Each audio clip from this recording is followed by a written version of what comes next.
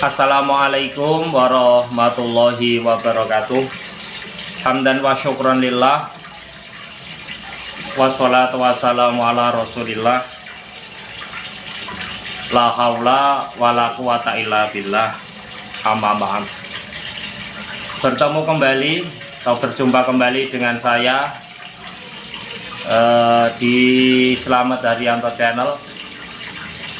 Semoga puasa kita tetap terjaga dan semoga kita termasuk orang-orang yang imanan wahtisaban seperti hadis yang kemarin saya bacakan.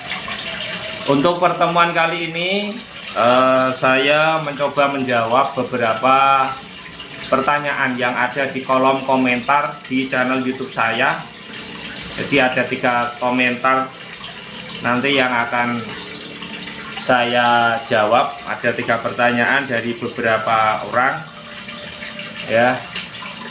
Terima kasih untuk siapapun yang sudah menonton video saya, sudah mendukung video saya, yang sudah subscribe, like maupun sudah berkomentar atau berupa baik berupa pertanyaan maupun berupa doa yang positif. Saya ucapkan terima kasih banyak. Semoga kebaikan Anda semua dibalas oleh Allah Subhanahu wa Ta'ala yang lebih baik lagi dan lebih banyak lagi. Amin amin ya robbal alamin. Saya tidak mampu memberikan apa-apa, hanya mampu memberikan sedikit penjelasan tentang beberapa hal tentang hadis ataupun dalil-dalil tentang syariat agama Islam. Yang pertama kalinya ada satu pertanyaan, yaitu kalau kita berwudu berkumur puasanya batal atau tidak. Ini pertanyaan yang bagus ya. Jadi perlu diingat bahwasannya berkumur itu adalah sunahnya wudu. Jadi seumpama kita itu berwudu kok tidak berkumur, itu pun juga wudu kita tetap sah. Jadi berkumur itu bukan merupakan rukunnya wudu, tapi sunahnya wudu. Jadi kalau kita sedang berpuasa setelah imsak ya, sekitar jam 4 lebih 1/4 atau jam 4 lebih 15 menit pagi, kita sudah mulai imsak. Imsak itu artinya menahan dari segala sesuatu hal yang membatalkan puasa Ramadan. Kalau kita wudhu di sholat subuh, sebelum sholat subuh kita wudhu, bagaimana puasanya? Apakah batal? Tidak. Bahkan di situ sebelum waktu duhur tiba, berkumur ataupun bersiwak atau gosok gigi bagi orang yang berpuasa itu boleh, tidak membatalkan puasa, dengan catatan air yang untuk berkumur ataupun yang sedang bersiwak ataupun yang sedang gosok gigi itu bisa dipastikan tidak masuk ke tenggorokan orang yang berpuasa. Jadi itu. Jadi kalau sudah lewat duhur, kita misal mau sholat duhur ataupun sholat asar, kalau kita berkumur hukumnya makruh. Jadi makruh itu kalau kita tidak berkumur dapat pahala, kalau kita berkumur ya tidak apa-apa, asalkan kita bisa menjaga air kumur itu jangan sampai masuk ke tenggorokan orang yang berpuasa itu sendiri atau shaim. Apabila kita khawatir ketika kita berkumur nanti tidak bisa mengontrol air yang ada di mulut kita, mulai dari wudhu sholat subuh, duhur maupun asar, alangkah baiknya kalau kita tidak berhati-hati, itu kita tidak usah berkumur, langsung basuh wajah saja. Karena itu tadi, karena berkumur itu adalah sunnahnya wudhu. Semoga itu bisa menjawab pertanyaan yang pertama. Untuk yang keduanya, saya akan menjawab pertanyaan orang kaya tidak berpuasa tapi membentengi diri dengan harta. Dia berkata, saya bersedekah atau membayar kifarot puasanya nanti dengan makanan pokok. Apakah kifarotnya itu diterima? Seperti video saya yang pertama kali tentang dalil itu, dalil puasa Ramadan, ayyam ma'dudat dan yang lain sebagainya itu sampai akhir itu, di situ sudah saya jelaskan bahwasanya orang kaya itu atau orang yang mampu berpuasa saat ini itu kafarotnya tidak diterima. Tapi kalau dia sedekah, sedekahnya diterima, tetapi dia tetap harus membayar puasanya itu di lain hari atau ayat di hari setelah puasa Ramadan. Jadi khusus yang membayar kifarot itu adalah orang yang sakit berkepanjangan, atau dia itu memang orang tua renta yang sudah tidak kuat berpuasa, atau ketika dia berpuasa itu dia tubuhnya semakin lemah, maka dia itu boleh membayar kifarot dengan makanan pokok. Tapi kalau orang yang sehat walafiat seperti saya dan kalian semua, maka haram, tidak boleh. Apalagi orang yang kaya raya, tidak boleh menjadikan alasan dia tidak berpuasa terus besok dia membayar dendanya, tidak boleh. Hukumnya tetap haram, tidak boleh. Maka baik orang kaya maupun miskin, asalkan dia mampu untuk berpuasa, maka dia diwajibkan berpuasa. Kalau dia tidak berpuasa, hukumnya berdosa. Terus yang ketiga, bagaimana hukum berhubungan suami istri pada siang bulan Ramadan? Jadi bagaimana hukumnya orang suami istri berhubungan badan ya di siangnya bulan Ramadan itu bagaimana? Ini didasarkan Quran surat Al-Baqarah ayat 187. Di situ dijelaskan, uhilla lakum lailatas syiyamir rafathu ila nisaikum hunna libasul lakum wa antum libasul lahun alimallahu annakum kuntum takhtanuna anfusakum fataba alaikum wa afa ankum al-ayah dan seterusnya. Jadi uhilla lakum lailatas syiyami, dihalalkan, uhilla lakum dihalalkan bagi kamu wahai orang-orang yang berpuasa, lailatas syiyami di malamnya hari bulan puasa itu, ar-rafathu ila nisaikum bercampur dengan istri-istrimu yang sah.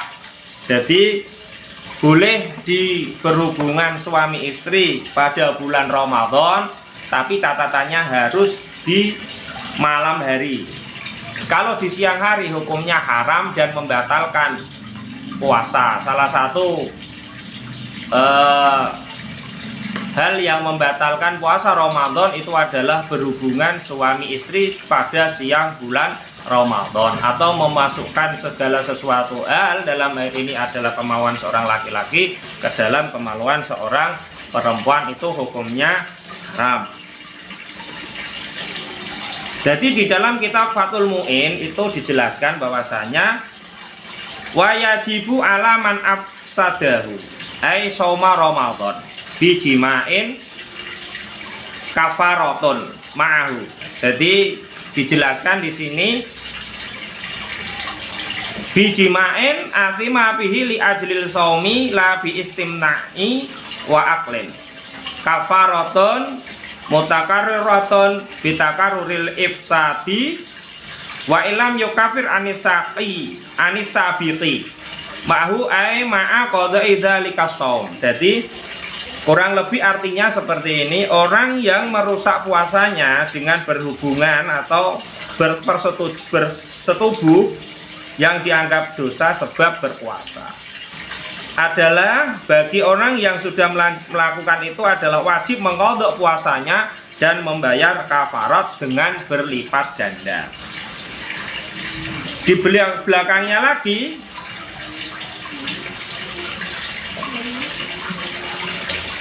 wa kafaratu itqu raqabatin mu'minatin fasumu syahraini ma'at tatabu'i in ajaza anhu fa'it'amu sittina miskinan au faqiran in ajaza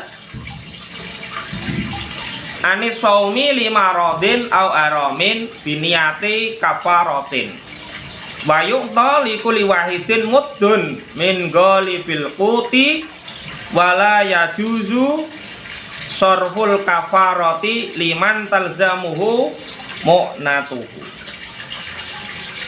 Jadi kafaratnya orang yang sudah terlanjur melakukan hubungan suami istri yang pertama adalah satu, itqu raqabatin mukminatin. Jadi memerdekakan seorang budak muslim atau budak mukmin. Sekarang perbudakan itu tidak ada di Indonesia karena segala macam perbudakan telah dihapuskan di bumi Nusantara ini. Jadi kafarat ini hampir tidak ada. Fasumu syahraini ma'at tatabu'i.